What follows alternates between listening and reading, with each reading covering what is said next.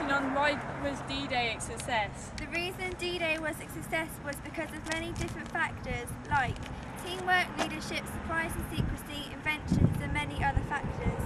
These all led to the success of the Allied attack on the Normandy beaches. The leaders of the Allied Army, RAF and Navy were Eisenhower, Montgomery, Sir Bertram and Ramsay and Charles Portal. Who was your leader and what do you think of him? My leader was Eisenhower. He was very strict on us, but I think it was because he wanted us to win this war against Germans. He also had a lot of discipline and was very determined. He encouraged all the men when in training, and he wants us to speak up and challenge his points so he can change them to suit us and to make them safer. This shows that he is also very confident. Also, he hates the Germans. Great and vital. Wow, he sounds like a great leader. He certainly sounded like he kept up the morale of the soldiers through this tough time of the war. He certainly does sound like a great leader.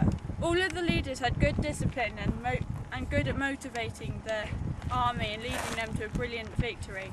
But every person had to work together to make it all work out.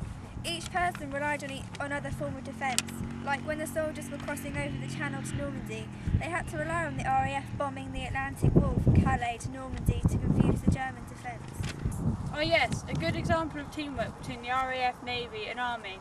Another good example is when the British built fake planes and planted a window of foil in the ocean to confuse the German radar. The planes were a decoy, so the Germans would think we were going to invade from Calais, like they expected, because it is closer than the Normandy beaches. Now this leads on to the element of surprise. As we said, the Germans expected the Allied army to invade at Calais, so the window and the fake planes gave them a false message when they would occasionally fly over Britain. So when we came to attack the beaches of Normandy, there was a weaker defence because they had sent a large amount of defence to Calais. Bam! This is the element of surprise on the Germans. While they were attacking the beaches, the RAF dropped parachuters behind the Atlantic Wall so they could attack from behind.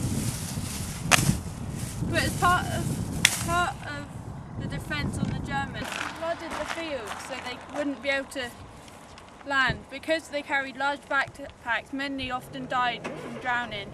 As part of the secrecy, the soldiers were only told when they were going to a couple of hours before they went, just to know that no one could leak to the Germans. They also had to keep plans about new inventions upon it. The inventions were made to make the life of the attacking soldiers easier.